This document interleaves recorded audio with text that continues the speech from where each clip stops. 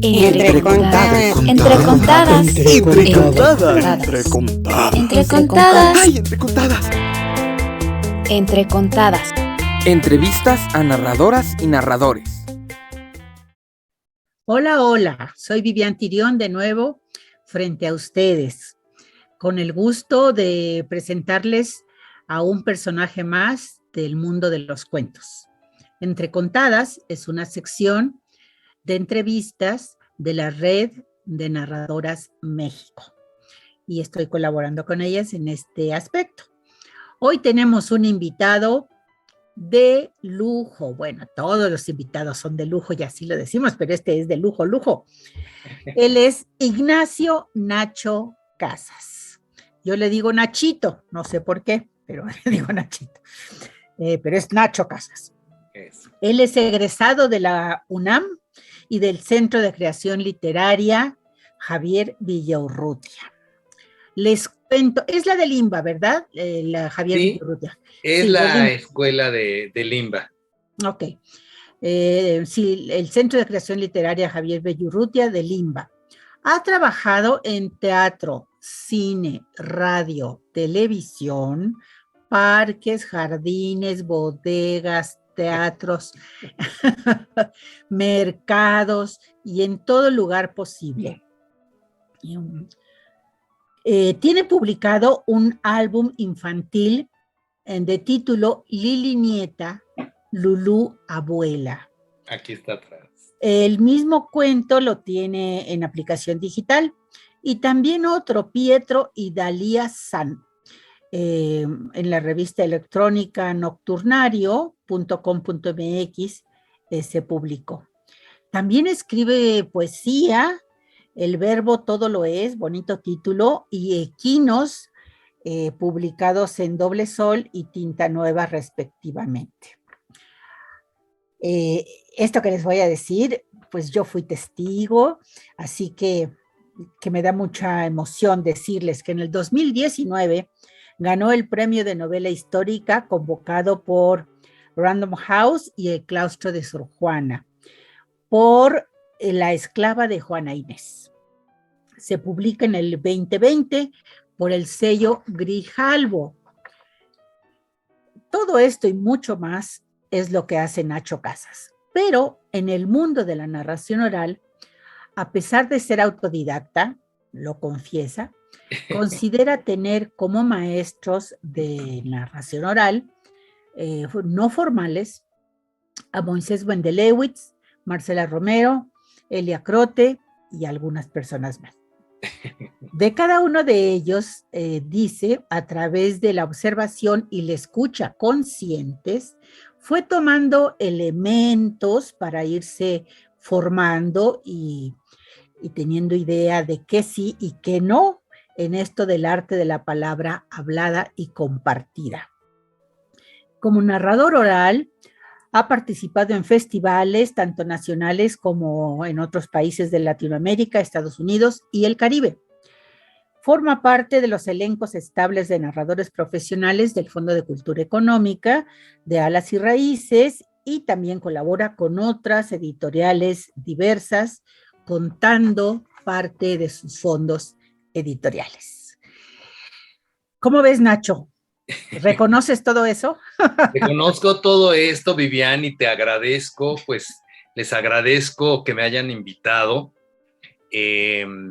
porque la narración oral es fundamental en mi vida y fundamental en mi vida como autor, como escritor también. Mencionamos a Moisés, a Marcela, a Elia Crote y también a Vivian Tirión. Ella muy modestamente no lo dijo, pero yo siempre creo que hay que reconocer a los maestros, porque nos enseñan y porque nos dejan huella y porque nos forman. Entonces, en este caso, como lo dije bien, nunca he tomado clases de manera formal con ellos, con quienes mencioné y algunos otros también, pero los he observado mucho. He tomado, robado, aprendido de sus herramientas. Y eso me parece que es muy importante, Vivian. Entonces, bueno, pues muchas gracias a ellos, a ustedes, a ti. Y bueno, pues aquí estoy dispuesto para charlar, para cotorrear, para contar y disfrutar. Y yo quiero que en la red de Narradoras México, que pues cada vez crece más, tiene muchos adeptos y adeptas, pues te conozcan de otra manera, más cercana, que te sientan compañero. Claro. Y que aprendamos uno de los otros, porque esa es la ley de la vida. ¿Y tú cómo te defines, Nacho, como persona? ¿Cómo te consideras? Si alguien te entrevistara, ¿qué le dirías? Yo soy Tata. Yo soy contador de historias. El gran autor Alessandro Barico, que escribió Seda, entre otras maravillas, Sí. Tiene una escuela que se llama Holden en Milán. Y esa escuela es una escuela que su objetivo es enseñar a contar historias. Ellos mismos dicen, no necesariamente a escribir, no necesariamente a utilizar la palabra hablada, no necesariamente, sino toda la enorme gama que abarca el arte de contar historias. Contamos historias haciendo películas en el cine, contamos historias así, de manera oral, frente a un foro, frente a un público, en el metro, como dijiste, a veces debajo de un árbol, como en Santa Catarina, o a veces en un salón de escuela, o abajo de una escalera, o contamos historias. También una vez Vivian me invitó a contar anécdotas sucedidos allá en un restaurante de la colonia Roma, en donde contábamos experiencias personales. Los enanos de Tapanco, que ya cerró. Los enanos del Tapanco, pero para mí fue una enorme y grata experiencia.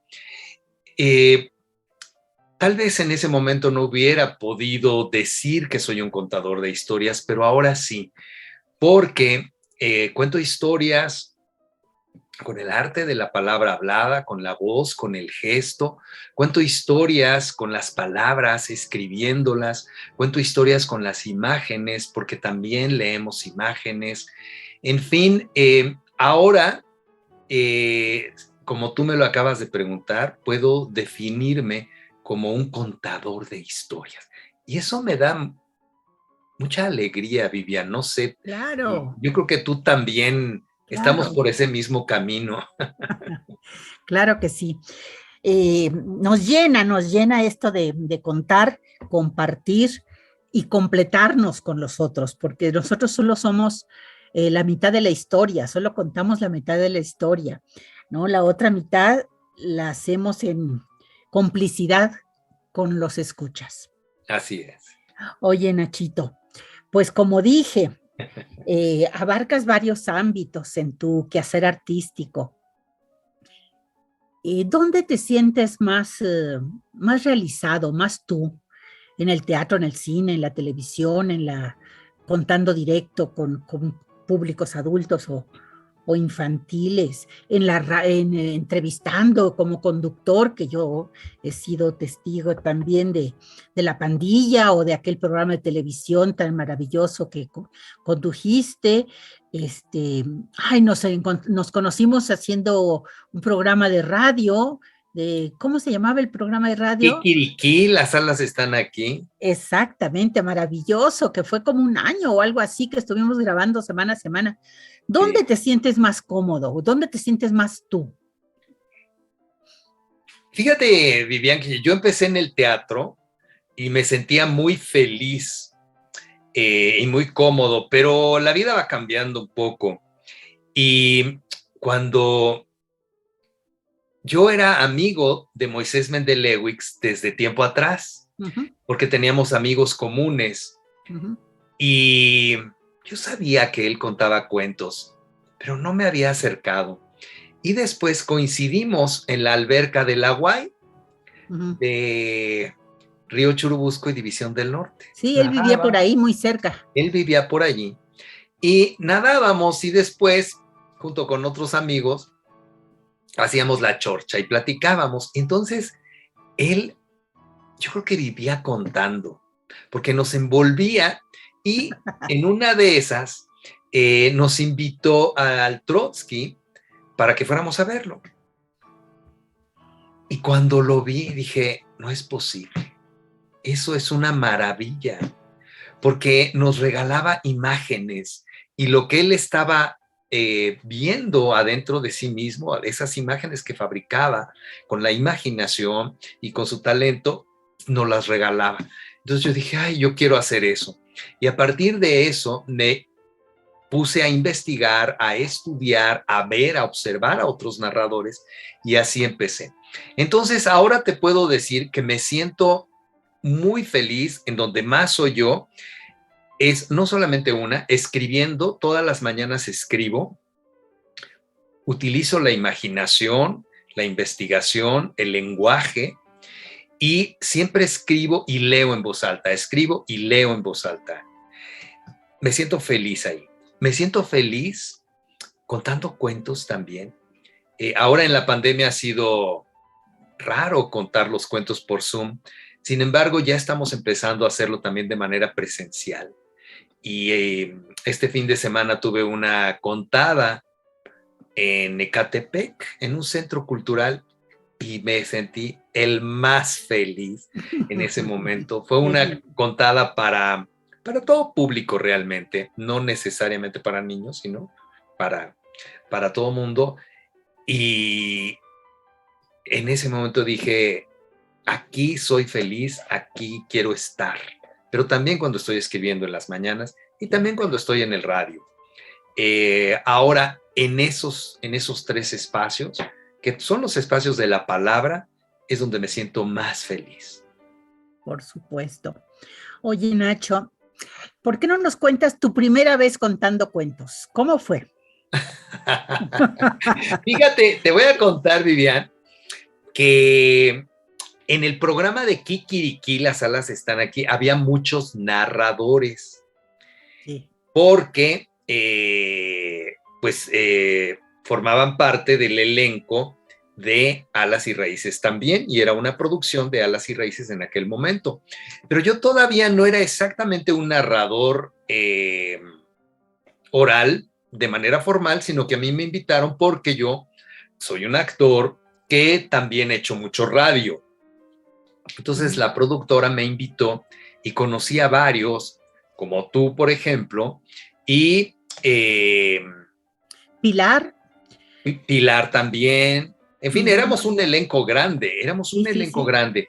Y en ese momento se abrió la convocatoria para formar parte del elenco de narradores orales de Alas y Raíces de la Secretaría de Cultura o Conaculta en aquel momento. Sí. Entonces yo dije, pues yo quiero entrar porque yo los veía a ustedes muy felices y además ya había conocido a Moisés y ya había visto a Marcela, que también es luminosa, y todavía no conocía a Elia, pero pues me di a la tarea de preparar lo que allí te pedían y pues me presenté a la audición. Mis jurados fueron Heraclio Cepeda y Eduardo Casar y la chica que coordinaba en aquel momento Alas y Raíces por parte de la Secretaría de Cultura. ¡Qué jurado de lujo! No, de lujo, pero cuando ves a ese jurado se te caen los chones. Pues sí. Porque pues es gente, Heraclio era un contador nato.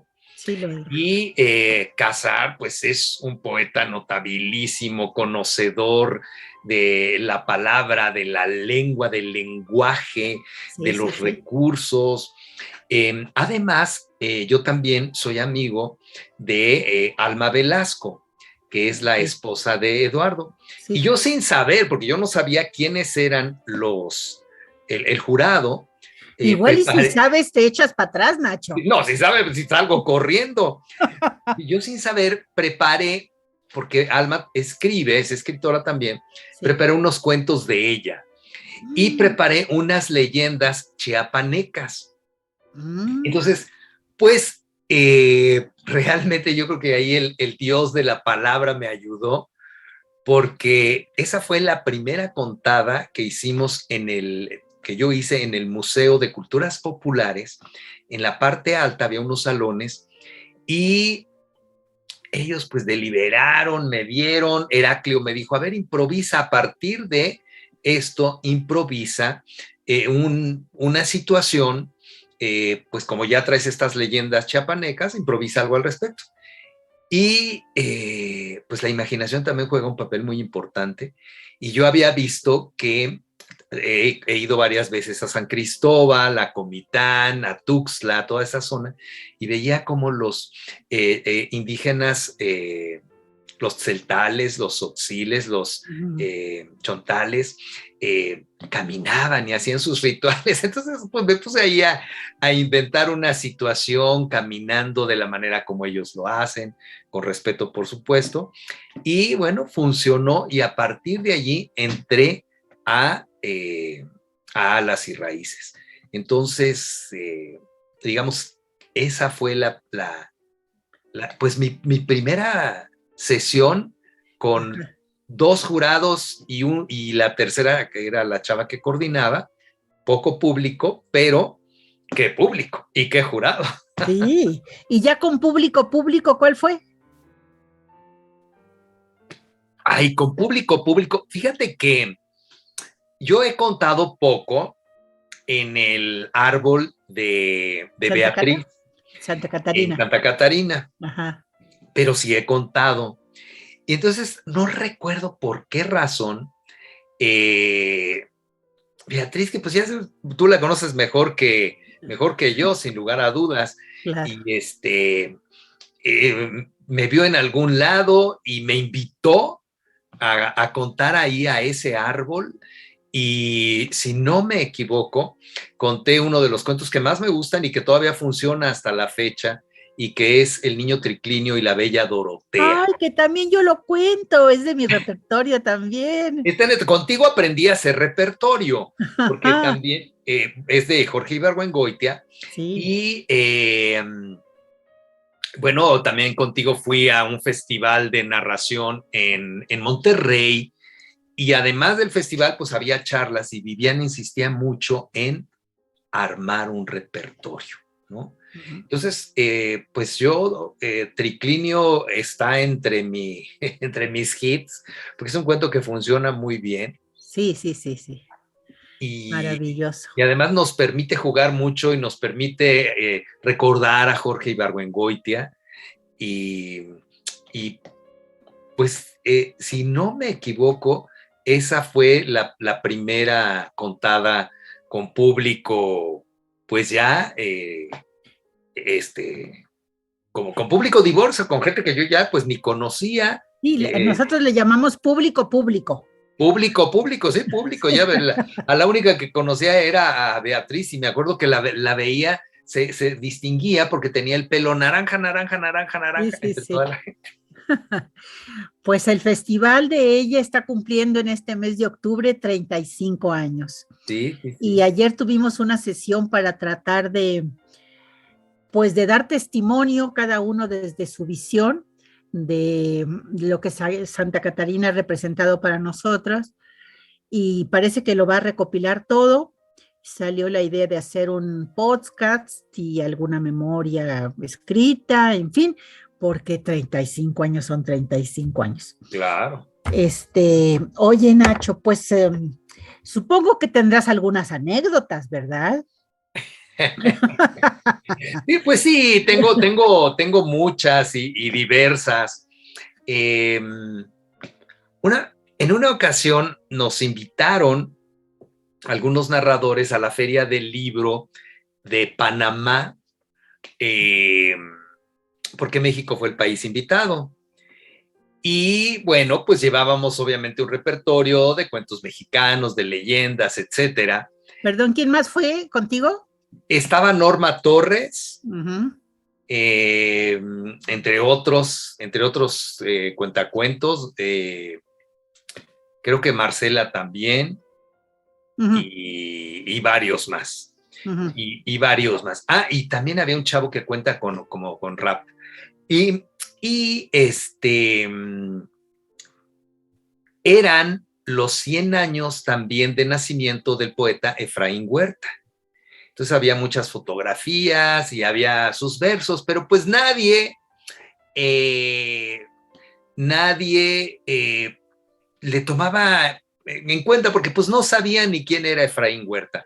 Entonces yo les dije, vamos a contar allí junto a los versos de Efraín y junto a la foto de Efraín, y contamos cuentos y empezamos a jugar, que también tiene que ver con el arte de la palabra hablada y compartida, como tú bien dices. Empezamos a jugar con sus versos. Entonces, como iba un chavo que hacía rap y todo, yo les dije, a ver, vamos a jugar con este verso de Efraín Huerta. Nada más un verso, porque si agarramos todo el poema, los niños se nos van a ir. Vamos a jugar. El verso decía, alma mía de cocodrilo, claro está que soy hijo de una paloma azul. Entonces les pedimos a los niños que repitieran con nosotros. A ver, los niños panameños, enloquecidos, que comen mucha azúcar y que son caribeños también de alguna manera, porque están cerca del mar y todo. Jacarandosos. Jacarandosos. Entonces yo, a ver muchachos, vamos a repetir. Alma mía de cocodrilo, claro está que soy hijo de una paloma azul. Y entonces los niños empezaron y dijeron, al maleante cocodrilo, claro. Y no, bueno, nos quedamos así, porque ellos entendieron al maleante cocodrilo.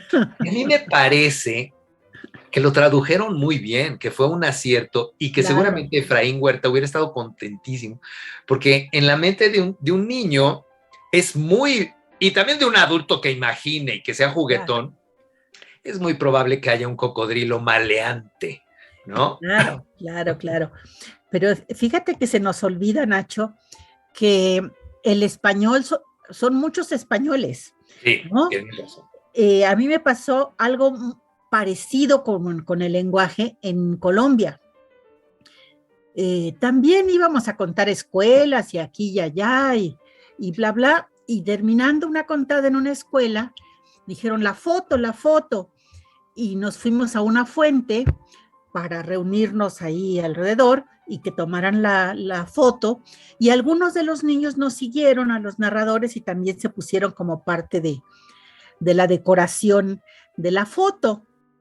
Entonces me quedó un chiquito aquí cerca, y cuando ya tomaron la foto voltea, me ve y me dice, señora, me gustan mucho sus historias, me divertí mucho con lo que contó. Ay, pero sabe, el mexicano es dificilísimo. Y le digo, vieras que el colombiano también es difícil, hijo. Y es así, ¿no? No entendemos todo, las palabras quieren decir otra cosa, escuchamos una cosa y traducimos otra, porque pues no estamos acostumbrados. No. Y el sonido pues es muy importante, pero le quedó muy bien el maleante cocodrilo, me encantó. Sí, no, yo ahora que soy alumno, que soy discípulo de David Huerta, le conté que es hijo de Efraín y que David es un poeta de muy altos vuelos y un maestro espectacular. Le conté, y también pues es una anécdota que nos dice muchas cosas, ¿no? Como un buen cuento que tiene muchas lecturas, como un buen poema que tiene, como una buena novela que tiene diferentes niveles de lectura e interpretación. Así es. Oye, Nacho, y en estos tiempos de encierro, de cambios, de descubrimientos, de desesperación a veces, ¿qué futuro le ves a la narración oral? Esto que estamos haciendo a través del video, podemos llamarlo narración oral cuando en la definición dice que es en directo. y bueno, que no estamos tan en directo. Puede haber una relativa retroalimentación. No sé si entra o no entra dentro del canon de la narración oral, porque está mediatizada de alguna manera. Y si eso es ahora, ¿qué nos espera más adelante? ¿Seguiremos contando historias? ¿Seguirán gustando las historias narradas? ¿Seguiremos dando talleres de narrar? ¿Tú qué opinas? Sin lugar a dudas. Yo creo que el arte de la palabra hablada y compartida, como tú bien lo dijiste, es tan antiguo, y no me dejarás mentir, como las pinturas rupestres. Entonces, de igual manera que el lenguaje se modifica y que hablamos diferentes españoles, el español de México es diferente que el español de Colombia o de Puerto Rico, de Argentina, la narración oral va a continuar, adaptándonos, modificando algunas estructuras, tal vez no sabemos qué va a pasar dentro de 100 o 200 años, cómo van a suceder las cosas, pero sí tengo la certeza de que si alguien dentro de 100 o 200 años ve este video, va a decir, pues allí está también, o estos videos que ustedes están haciendo, ahí está también una parte de la historia de la narración oral y va a seguir, porque contamos historias, como te digo, desde que los primeros Homo sapiens dibujaban en Altamira o en cualquier de estas pinturas rurales. Son intrínsecas. Es una necesidad también de compartir lo que tenemos dentro, tanto en nuestra imaginación como en nuestro corazón, y tal vez o seguramente se van a modificar las maneras, las formas, pero de que va a continuar, va a continuar. Ahora en el encierro, me imagino que tú y muchas de las personas que nos están viendo, muchas narradoras y narradores que nos están viendo, hemos trabajado por Zoom y por otras plataformas.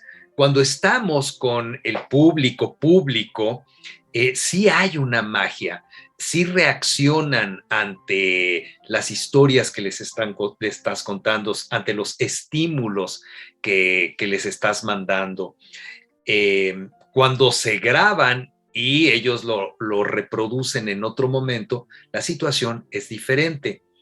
Pero sobre todo, pienso que cuando estamos en el momento contando, compartiendo la palabra, las historias, los cuentos, las anécdotas, hay una magia. Y esa magia, mientras el ser humano exista, va a continuar. Sí, así lo espero y también lo creo. ¿Y tú por qué cuentas, Nacho? ¿Cuál es tu motivación? Fíjate que yo cuento porque me gusta. ¿Pero qué significa eso? Significa... Porque también te gustan los chocolates. También me gustan los chocolates, pero me gusta compartir lo que me imagino.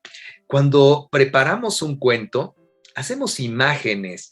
Y tú misma, Vivian, yo recuerdo una vez que mencionabas que cuando tenemos un álbum ilustrado, nos apoyamos mucho en las imágenes y también las podemos reproducir. Entonces, a mí me hace profundamente feliz elaborar una imagen y dársela al público. Y cuando me doy cuenta, porque sí se da uno cuenta, por supuesto, de que el público está viendo lo mismo que yo, que están en la misma historia, que están viendo esa llama, ese fuego, a ese venado, o a ese niño, o al avión, o lo que sea, me siento profundamente feliz y agradecido. Y además a mí personalmente la realidad no es algo que me guste tanto. Prefiero estar en el mundo de la imaginación. Me siento muy contento desde niño, por eso empecé en el teatro, por eso siempre pedía ir al teatro. Cuando en mis cumpleaños no pedía un pastel, ni pedía fiestas, ni pedía pues después pedí una bicicleta porque me encantan las bicicletas, pero lo que pedía desde muy chico era ir al teatro, porque la magia de la escena me cautivaba, de la música, del baile, de la palabra, y la narración oral nos permite hacerlo solos. A veces contamos entre 2 o contamos entre 3, pero tú solita, Vivian, con tu cuerpo, con tu aparato fonador, con tu imaginación, con tus recursos, sin necesidad. Con tus ojos, Nacho, con los tus ojos. Claro. Los ojos son vitales. Fundamentales. No necesitamos nosotros escenografía, no necesitamos, a veces, puedes utilizar una guitarra, puedes utilizar un recurso extra, pero esencialmente, con lo que somos nosotros, podemos regalarle eso al público. Y entonces, a mí eso me parece que es una maravilla. Es de agradecerse porque lo descubrimos. Claro. ¿Tuviste alguna abuela o tío que te contara cuando chico? Bueno, fíjate que yo tuve una tía abuela, que me compró mis primeros cuentos, me los contaba, me enseñó a dibujar pensamientos. Bueno, me compró Alicia en el País de las Maravillas y lo leíamos juntos, me contaba historias pues familiares también, y me dio esos regalos que no cuestan dinero, digamos, pero que se quedan para toda la vida. Con ella recogía estas, de los eucaliptos caen unas... Gorritos. Esos gorritos, Ajá. Esos que tienen un aroma muy particular. Sí, delicioso. Entonces ella era parte del Club Mundet, que está por Ejército Nacional, y está lleno de eucaliptos. Entonces, recogíamos eucaliptos, yo durante muchos años, y todavía tengo algunos, los guardé y olían muy rico. Y abajo de un árbol me contaba cuentos, me contaba historias, comíamos sándwiches de paté y me guardaba esos gorritos. Entonces, conforme fui creciendo, pues un lugar donde guardaba esos gorritos, o esos partes de los eucaliptos, pues fueron creciendo, y ahora, a mi tierna edad, que ya no me cuesto al primer hervor, cada vez que huelo el aroma de los eucaliptos, vienen los cuentos, viene la tía, vienen esos dibujos. Me enseñó a hacer unas flores, porque ella también pintaba, y está presente en mi vida, y eso es un prodigio. ¡Qué maravilla! ¡Qué maravilla! Además, esta percepción que es el olfato. El olfato. Pues nos mueve muchísimas cosas. Ahí está la novela del perfume, ¿no? Claro, así es, tienes razón. Oye, Nacho, pues me encantó esa historia de la tía abuela. Sí. Y todo lo importante que ha sido en tu vida, ¿no? Fundamental. Así Y es. conforme pasa el tiempo, le estoy más agradecido porque no me dejó ninguna herencia, y eso no me importa en lo más mínimo. No, pero ¿qué más herencia quieres con esto? Eso, no me refería, o sea, de que me haya dejado dinero o propiedades. No, eso realmente lo que me dejó mi tía Olga, pues sí es, pues lo que creo que me formó desde niño. Sí, nos va dando identidad y nos va dando un camino, ¿no? Sí. Bueno, Nachito, pues creo que ha llegado el momento de que nos cuentes algo de tu repertorio. A ver qué nos trajiste. Pues puede ser algo breve. también tengo un cuento que nació de la narración oral, pero que como yo lo escribí, soy muy pudoroso para contarlo. Entonces ese, si nos da tiempo, se los podría leer después, y si no, pues no pasa nada. Pero ahorita les voy a contar de este libro, Cuentos Populares Mexicanos, la recopilación y reescritura es de Fabio Morábito. Sí, maravilloso. Y yo me imagino que lo conoces, Vivian, y seguramente muchas de nuestras narradoras y narradores lo conocen. Es una joya. Y si no lo conocen, deberían conocerlo, ¿verdad? Sí. Está hecho muy a la manera de los cuentos populares italianos que también recopiló Italo Calvino. Así es. La idea es la misma. Y la primera editorial que se lo pidió a Fabio fue la misma que se lo pidió a Italo Calvino. Después aquí ya lo publicó el Fondo de Cultura Económica junto con la UNAM, ¿no? Y bueno, a mí sí me gusta que sepamos de dónde salen las palabras, si son leyendas o si es un texto de un autor. Escritor, de un autor. Uh-huh. Y en este caso, pues, esta es una leyenda que se recopiló, es de el norte de nuestro país, ocurrió entre Sonora y Arizona, hace muchos años, cuando todavía Arizona era parte de México, y lo sé porque Fabio en alguna ocasión lo dijo y me invitaron a presentarlo también en la Feria del Libro de Guadalajara. Se llama Había una vez un cura. Es muy breve. Entonces, había una vez un cura que todos los días solía decirle a la cocinera qué es lo que quería comer. Se lo decía antes de irse a la misa, pero aquel día, que era un domingo, el cura había tenido muchísimo trabajo. Entonces salió disparado sin decirle a la cocinera qué es lo que quería comer aquel día. Y era un cura muy malgeniudo, era un cura pues muy particular. La cocinera del convento se tronaba los dedos y ay, no sabía qué hacer. Jesucristo, aplaca tu ira. El cura, ay, me va a excomulgar porque yo no sé qué hacerle, qué barbaridad, le dijo al sacristán. Y el sacristán, que era un muchacho jovenazo, le dijo, no se preocupe, doña Lupita, mire, yo ahorita voy y le pregunto, pero ¿cómo le vas a ir a preguntar, muchacho del demonio? No, ¿cómo se te ocurre si ahorita el cura está en misa? Eso no se puede. Que yo voy y le pregunto, doña Lupita, no se preocupe. Ay, no.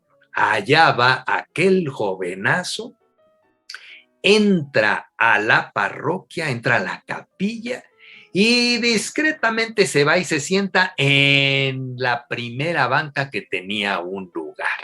Esperó un buen rato, escuchó la misa y en el momento en el que el señor cura dijo, Dominus vobiscum,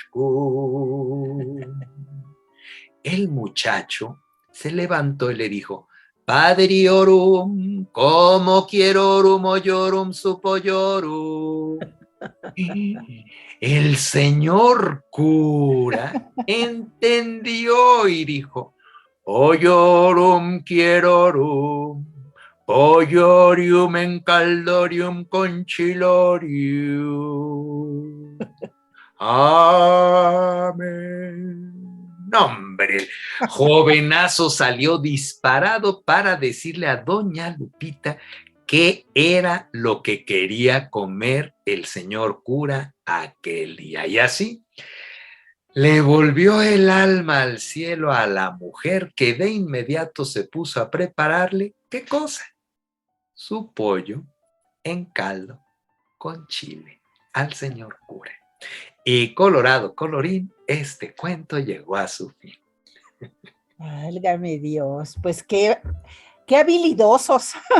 Qué habilidosos.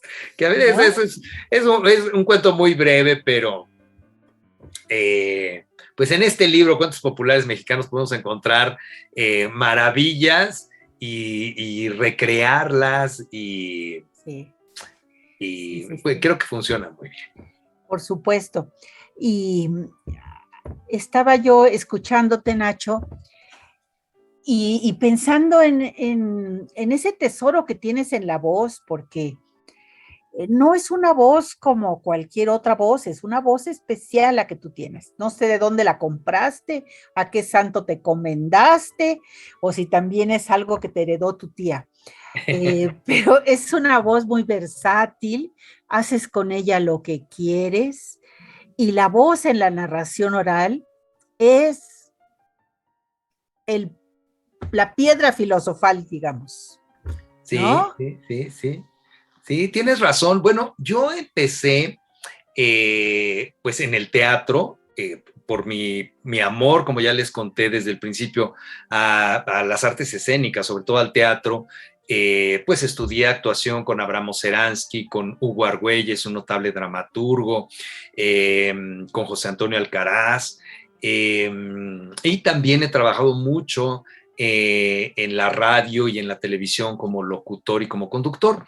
Pero también un día dije, tengo que conocer las herramientas con las que yo trabajo, porque como mencionábamos en la narración oral, en la locución comercial que yo hago, incluso en el doblaje, que no hago tanto, pero sí hago, pues la voz es un elemento fundamental. Entonces hay que conocer, hay que saber con qué contamos, hay que cuidarlo, y para conocerlo pues tenemos que estudiar. Entonces me di a la tarea de estudiar con un maestro que se llama Víctor, y aprendí a conocer mi aparato fonador y a desmitificar algunas cosas, como si inflas la panza, pues la panza está aquí abajo, los pulmones están acá arriba. Es como nos sirve para la imaginación, pero realmente el trabajo del aparato fonador es fundamental. Hay que saber cómo hacerlo, cómo no lastimarte, conocer las cuerdas vocales. Yo antes creía que eran unas cuerdas como de guitarra, ahora sé que son músculos y se pueden trabajar. Trabajar la lengua también es muy importante. Hay ejercicios de lengua. Yo después de las clases, recuerdo que llegaba muy cansado y me dormía como si hubiera hecho 200 abdominales, sí, porque la lengua, hay ejercicios como, ¿no? Y recuerdo que Víctor nos ponía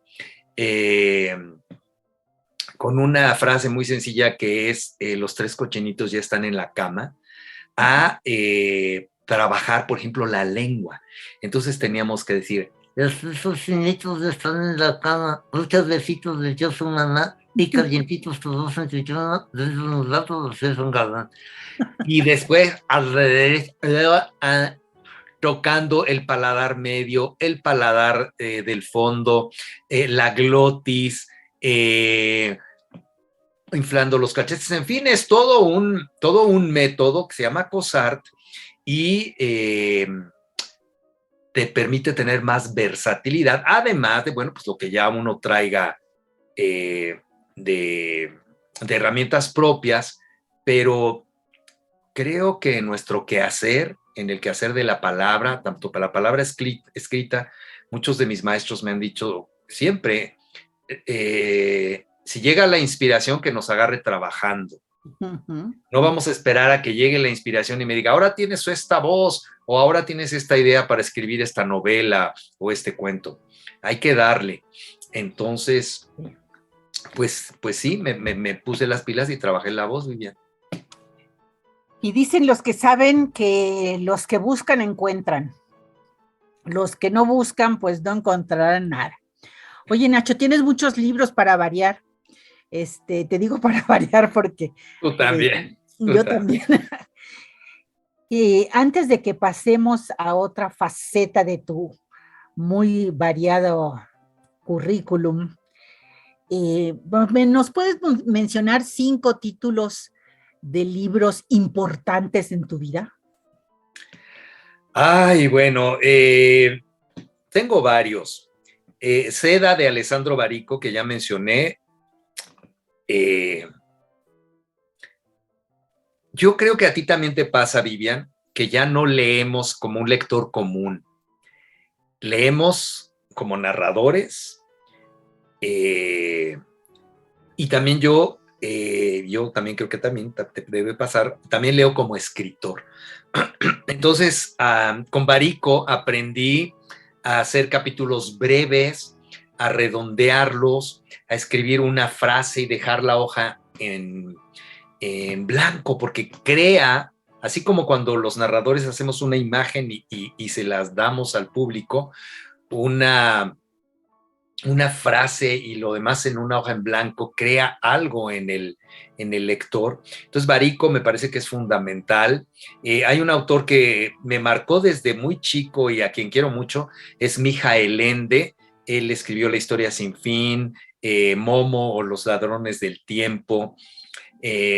Mi amor por Ende era tan grande que le escribí, todavía estaba vivo, y nos permitió, a partir de una novela que se llama El ponche de los deseos, hacer una obra de teatro que dirigió Enrique Singer, y él pues nos dijo, ya vivía, era alemán, pero ya vivía en Italia por el clima, y nos dijo que encantado y que había venido alguna vez a México y que este país le parecía maravilloso. Estaba muy contento de que. Entonces, Ende, Mijael Ende, también tiene sus apuntes por allí. Compraba todo lo de Ende en algún momento de mi vida y lo aprecio mucho. Emilio Carballido también, cuando estaba chico, era una obsesión por leerlo mañana, tarde y noche. Me parecía fundamental. ¿Leías teatro entonces cuando chico también? Sí, leía mucho teatro por mi formación teatral, por la formación, y también, por supuesto, hay un escritor y poeta notabilísimo que es Shakespeare, y que también cuando leo todavía hasta la fecha su teatro o sus sonetos, así como la señora que quiere llegar a su casa para ver la telenovela, yo ya quería llegar a la casa para ver qué había pasado con el Rey Lear o con Sueño de una noche de verano o los sonetos, que me parecen prodigiosos. Shakespeare me gusta mucho, pero también ya lo mencioné, pero Ibargüengoitia es un autor que me seduce muchísimo. El humor, la manera desenfadada y tremenda a veces de hacer las historias, me gusta muchísimo. Y bueno, en literatura infantil también tengo otros, ¿no? Y algunos que se pueden contar, porque tú también estarás de acuerdo, Vivian, que no todo se puede contar, o hay que meterle a veces a hacer nuestros trutrus para contar. Sí, pero yo digo, bueno, yo prefiero que se quede Rulfo ahí donde está, que se lea, y que se disfrute su particular manera de decir. Así es. Que estarme yo tronando los dedos para contar a Rulfo decentemente. Mejor cuento otra cosa. Sí, y que quien quiera a Rulfo que lo lea, ¿no? Bueno, muy bien. Pues vamos entonces a entrar un poquito en el Nacho Casas escritor. Si ya eres actor, si ya eres narrador, si ya eres locutor y conductor, ahora que andas buscando en la escritura, Nacho, dime, ¿qué te lleva a la escritura? ¿Qué te da la escritura? Me da como decía López Velarde, un íntimo decoro, ¿no? Ahora, hoy por hoy, ya lo mencioné, como de las cosas que más me gustan es estar escribiendo, imaginando imaginando y utilizando el lenguaje. Creo que el lenguaje es una herramienta poderosísima que tenemos, poderosísima, y hurgar en el lenguaje también, meterme al diccionario de Joan Coromines de etimologías, por ejemplo, y saber de dónde viene la lengua que hablamos. Sí, maravilloso. Es un prodigio. Estudiar los 1001 años de la lengua española, que los tengo aquí atrás. O sea, me parece, me gusta mucho, pero también, sobre todo, la imaginación, lo repito, y el lenguaje, plasmarlos en un papel. En las mañanas, que es cuando yo escribo, creo que son los momentos más felices del día. Estar creando un mundo con las letras del alfabeto que tenemos en la lengua española, en el castellano, crear esos mundos a partir de lo que tú imaginas, pues me da un gusto enorme y me produce mucha felicidad. Sí, la alegría de la creación en el campo en el que sea, pues nos vuelve, no sé, mejores, tal vez, nos potencia, ¿no? Plenos, ¿no? Nos Sí, da sí. plenitud, nos da Nos da un plus. luz. Y ¿no? luego el mundo patas para arriba, pues mejor vamos a estar en donde más nos gusta estar. Por supuesto. Y después de esta maravillosa novela que leímos en mi sala de lectura, que nos hiciste favor de acompañarnos y de acompañar también la lectura de Yara, ¿verdad? Se llama el personaje. Yara, sí, Yara de Yanga. La esclava de Juana Inés. Cuando me mencionan que la esclavitud y que esto y que el otro y que ahora que el padre Hidalgo, que si fue Morelos el que abolió la esclavitud, y yo digo, pues sí, es terrible la esclavitud, pero si hasta Sor Juana tuvo una esclava, ¿qué podemos esperar?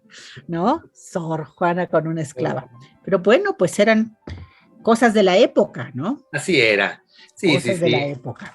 ¿Y qué sigue ahora, Nacho? ¿Qué estás escribiendo? ¿Qué quieres escribir? Bueno, estoy escribiendo, sí, escribo todos los días, como les mencioné. También no dejo el trabajo de la narración oral. Ahorita recién preparamos la presentación de este libro de cuentos de Inés Arredondo, que Inés Arredondo, la verdad es que es una escritora excepcional. Entonces, adelantada a su época, ¿no, Nacho? Adelantadísima, ¿no, hombre? Y el libro recientemente publicado por el Fondo de Cultura Económica es una lindura, es un álbum ilustrado. Miren qué belleza. Y entonces Janet Pankowski y yo vamos a hacer la presentación de este libro en las redes sociales del fondo. Yo estoy escribiendo cuentos, tengo aquí un cuento que escribí también y que nació un poco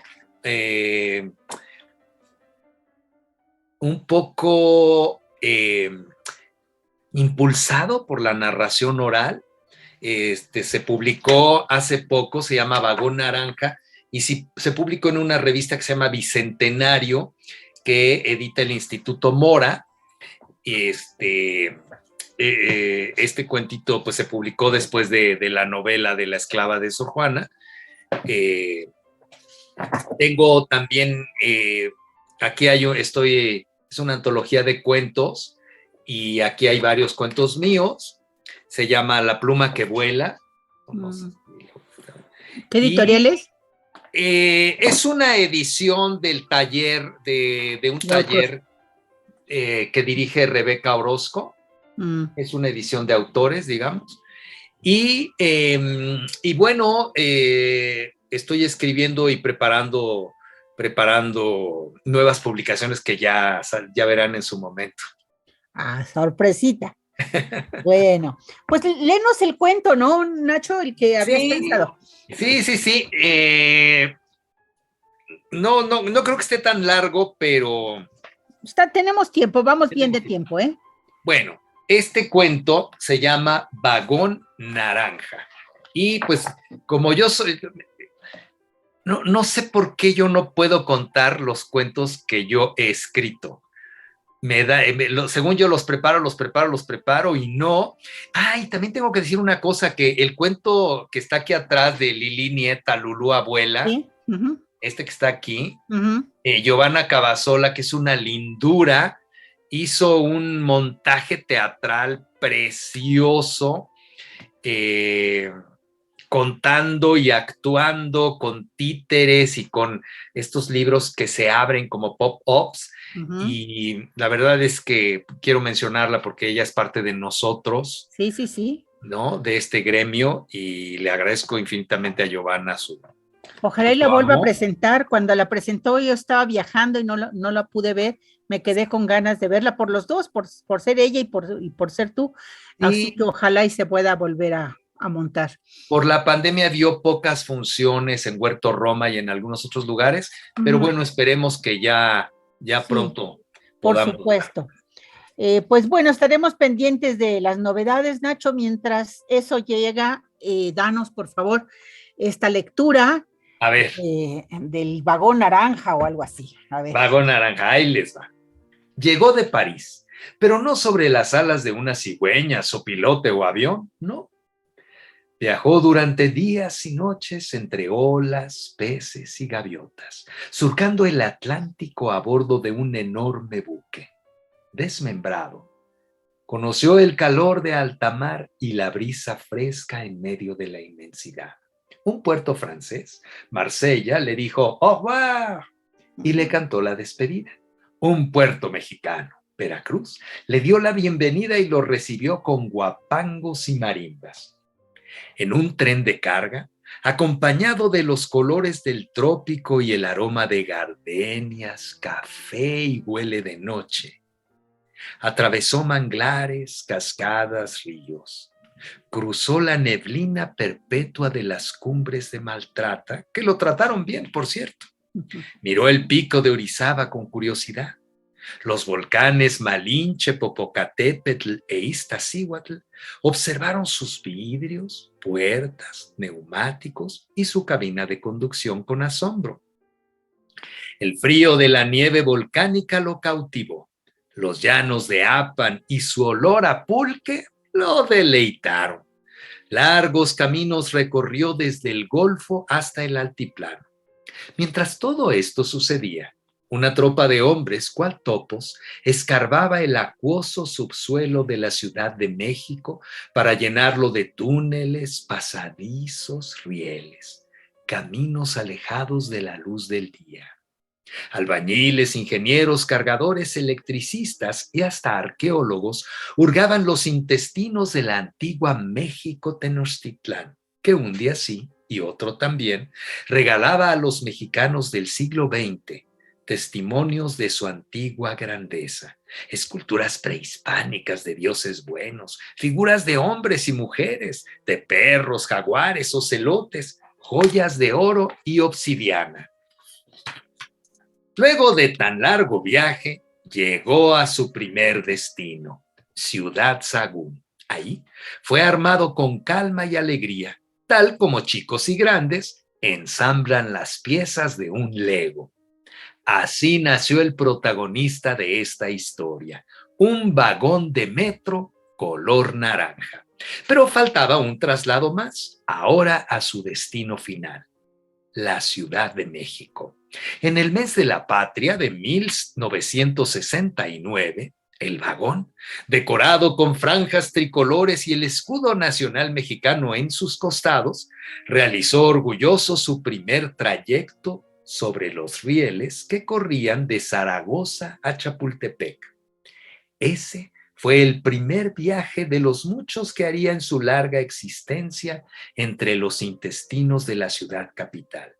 A partir de aquel día, en su interminable andar por el mismo recorrido, Vagón vio nacimientos, muertes, suicidios, robos, escuchó canciones de amor y despecho, gritos de pregoneros o vendedores. Vio el asombro de chicos y grandes, así como de quienes se subían por primera vez al moderno sistema de transporte.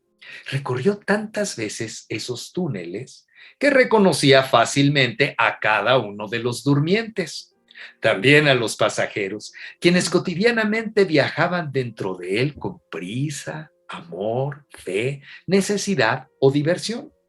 Sabía de las nuevas familias de roedores y otras alimañas que habitaban el oscuro mundo de luz artificial que sucedía en los largos túneles. El siglo XXI llegó. El vagón que recorrió millones de veces el sistema de transporte colectivo había envejecido. Varias veces fue reparado, rehabilitado. Se le cambiaron neumáticos, tapones, diferenciales. Incluso fue pintado y repintado. Pero, a pesar de eso, una mañana se ordenó que el vagón MP68, el veterano del sistema, fuera dado de baja. Esa noche realizaría su último viaje. Vagón se resistió. En cada estación se detenía. Se negaba a continuar. No quería llegar a su destino. Los recorridos que generalmente hacía en 50 minutos tardaron más de 4 horas. Causó furia y alboroto entre los usuarios, desconcierto entre los choferes y las autoridades. Cuando llegó a 4 Caminos, Vagón decidió no moverse más, así que después de la medianoche fue jalado por un tren nodriza. Arribó por fin a Ticomán, donde se encuentra el taller mayor. A la mañana siguiente, lo desmontaron sobre un gato eléctrico y empezó a ser destripado. Nadie supo por qué. Gritos de tristeza profunda salían de las entrañas de la Ciudad de México. Esa noche, mucha gente no pudo dormir a causa de aquel sonido metálico y carnal que emergía de los respiradores del metro, de los respiraderos del metro. Neumáticos, tornillos, puertas, asientos, vidrios con la leyenda Securité fueron quitados con la calma propia de quien arregla a un muerto fresco. Cuando solo quedó el alma del vagón, ésta se internó en los túneles, salvando ratas y arrogantes vagones nuevos, y se dirigió a la línea 2, rumbo a la estación Panteones. Ahí, invisible como son todos los descarnados, esperó hasta que llegó el ansiado 2 de noviembre, fecha en que los muertos salen de sus tumbas. Nunca pensó lo que causaría su llegada. Un tumulto de difuntos intentó a toda costa subirse a él para llegar rápida y cómodamente a visitar a sus seres queridos, tomarse su tequila, comer camalitos, calabaza en tacha y, por supuesto, pan de muerto. Vagón y los difuntos disfrutaron ese viaje como nunca lo habían hecho. Desde aquel día, nunca falta un finado que se quiera quedar a vivir su muerte en el hospitalario vagón. Y de vez en cuando se escuchan risas, lamentos, cuchicheos y cantos de muertos que recorren trepado en aquel vagón invisible los oscuros caminos del metro de la Ciudad de México. Ay, qué bonita historia, Nacho. Me encantó y me conmovió. Esta sí se puede contar, ¿no, Vivian? Por supuesto que sí.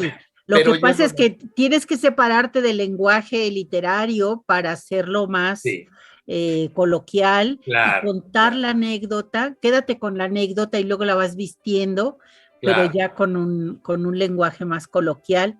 Es muy buena y seguramente pues muy cercana a la gente porque tocas aspectos como el metro, que es invaluable, como las tradiciones, como el pasado prehispánico, y todo eso pues son elementos con los que se identifica uno y que le gusta escuchar de esto. Y ahora entiendo por qué lo publicó el Instituto Mora, ¿verdad? Sí, sí, sí, sí, sí, sí. Claro. Muy bien, pues vamos ya casi de salida, Nacho. Ya de salida. Ya casi de salida. Mira, tengo acá un pendiente. ¿Cómo ves el movimiento de narración oral en México? ¿Qué has podido observar en el tiempo que llevas? ¿Ha cambiado? ¿Se ha fortalecido? ¿Diversificado? No sé, ¿cómo lo ves tú? Ay, yo veo que nuestro país ha construido a través de los maestros como ustedes, como los que mencioné y varios más, un movimiento fuerte de narración oral. Creo que estamos en un buen lugar en el mundo y también creo que, que tenemos que cuidar y respetar a la narración oral, sobre todo ahora en la pandemia. He encontrado que hay muchas personas e incluso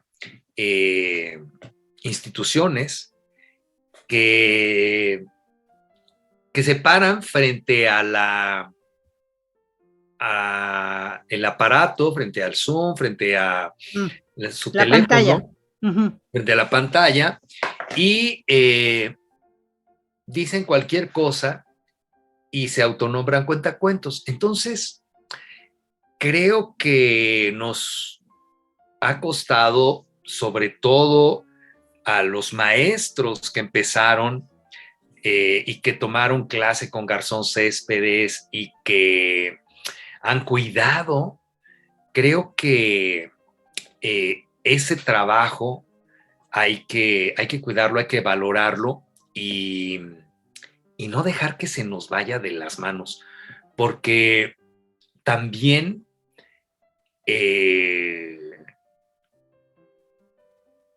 pues repito, ahora con la pandemia sí he visto, incluso en ferias, un poco antes también de la pandemia, algunos compañeros o pseudo compañeros que por no cobrar o por falta de presupuestos o cosas así, pues cualquiera puede contar. Y yo creo que no. Yo creo que sí hay que aprender, sí hay que estar con la gente que sabe hacerlo, sí hay que respetarlo porque es un arte y darle el valor que merece. En todos, en nosotros, en nuestros discípulos, está que lo sigamos cuidando. Claro, claro.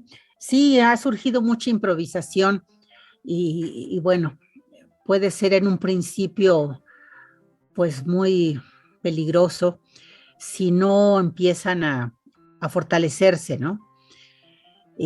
Pero la cosa es que sí todos podemos contar, pero públicamente, profesionalmente, cobrando por eso, ahí ya caben muchas interrogantes, ¿verdad?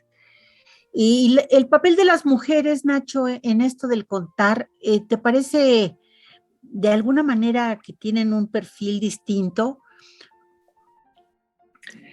Mira, yo creo que está un poco parejo. O sea, tengo muchos compañeros, hombres, narradores espléndidos. También Armando Trejo ahora tiene, por ejemplo, esto de que personajes no binarios y queers y todas estas cosas cuenten cuentos y todo, y eso está increíble porque son puntos de vista diferentes y eso me parece que todos cabemos en este arte.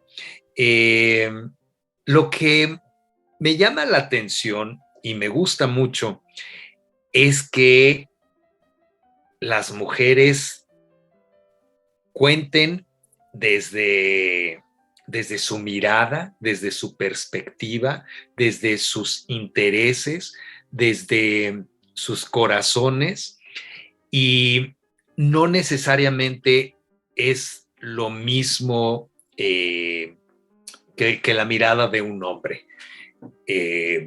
Sí, celebro que haya narradoras que cuenten cuentos fuertes, que escojan autores que quieran decir cosas duras, como Inés Arredondo que mencioné, o como Amparo Dávila, o que tomen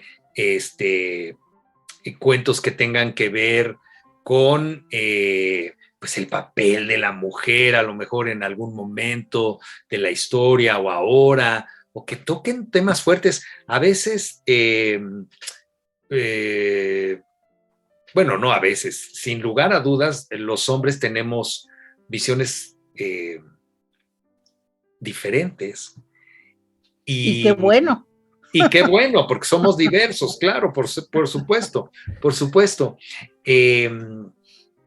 Pero me entusiasma que las mujeres pues levanten la voz y que digan, y que lo puedan hacer a través de los cuentos, porque los cuentos es una herramienta que funciona para muchísimas cosas. Entonces, sí me gusta, así como hay un grupo de mujeres escritoras, que haya mujeres narradoras y que se atrevan a contarse, a decirse, a hablar de cosas que a lo mejor no se decía.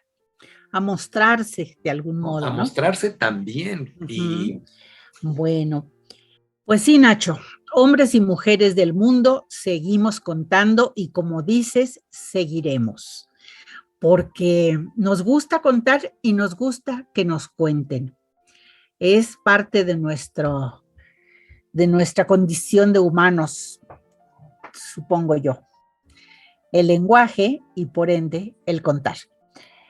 Y 3 preguntas sorpresa para que te conozcamos un poquito más. Hoy que leí que es el Día de la Alimentación, cuéntanos, ¿tu platillo favorito? Ay, pues me gustan mucho las enchiladas verdes. Las verdes, como mi cortina. Ay, sí. A mí también me gustan. Fíjate que probé varias. Hay el Festival de la Enchilada. ¿No te ha tocado? Qué rico. Pues Sí. yo creo que seguramente sí, pero pero así no lo tengo tan cerca, pero pues sí. Es un platillo que me gusta mucho desde chico. Y tan variados, ¿no? Tan variadas, que las potosinas, que las huastecas, que las verdes, que las de mole, bueno, en fin. Ok, las enchiladas verdes, perfecto. ¿Qué soñaste anoche, Nacho? Fíjate que Ana García Bergua, que es mi maestra, publicó una novela que en este momento no me acuerdo bien, pero tiene que ver con la India y la acaban de traducir al italiano. Entonces, me acuerdo bien, fíjate, a veces no se acuerda uno de los sueños, pero me acuerdo que soñé que estábamos como en Italia, pero de pronto llegaban elementos de la India, entonces salía como un bistec, era un bistec que se levantaba como si fuera una serpiente, le empezaban a tocar la flauta y empezaba a alzarse así, como si fuera una serpiente de por aquellos rumbos. Entonces, sin lugar a dudas, creo que me impactó y me dio mucho gusto que tradujeran la novela de Ana al italiano. Y entonces soñé que andaba en Italia con elementos de la India. Qué buena combinación. Multicultural el sueño. Bueno, y por último, si tuvieras mucho tiempo libre, ¿a qué te dedicarías?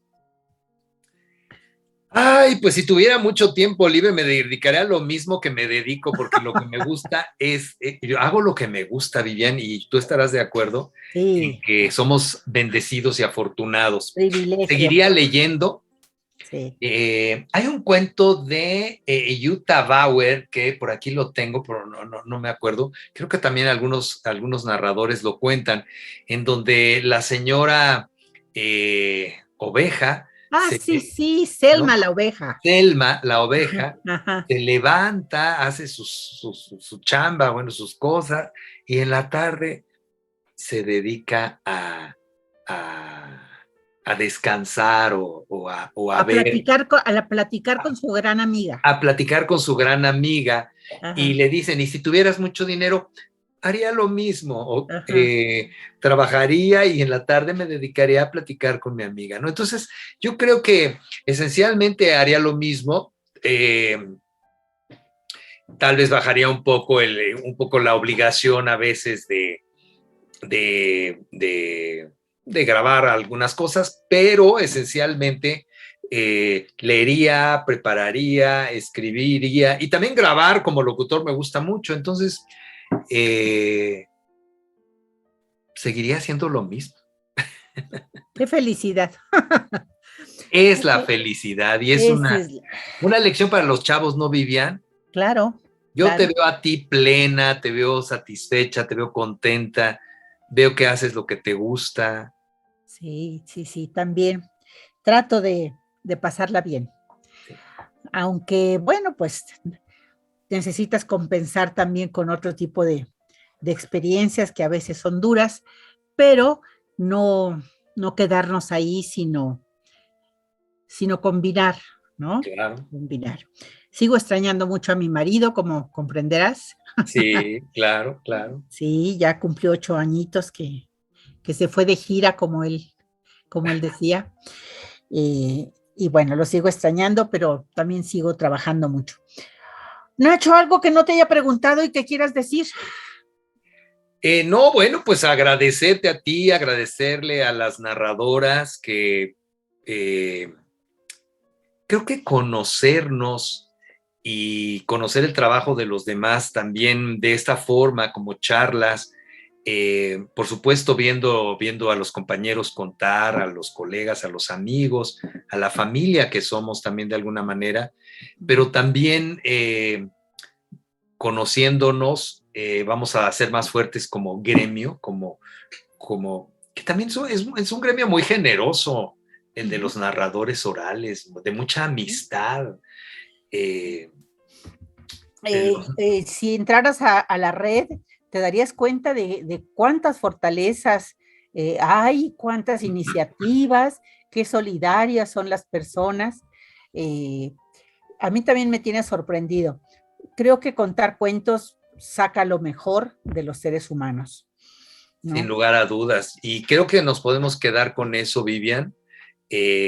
Contar cuentos saca lo mejor de nosotros mismos. Les agradezco y pues vamos a ver a los demás compañeros en estas charlas que pues muy afortunadamente están haciendo los muchachos. Agradecer a Penélope, agradecerte a ti, Vivian. Y Muchísimas gracias, Nacho, por aceptar la invitación y por darnos un ratito de tu tiempo siempre tan ocupado. Vamos a despedirnos. Gracias, Penélope. Gracias a la Red de Narradoras México. Fue un gusto conversar con Nacho Casas en esta sección Entre Contadas. Nos seguimos viendo. Sean felices. Soy Vivian Tirión. Red de Narradoras México.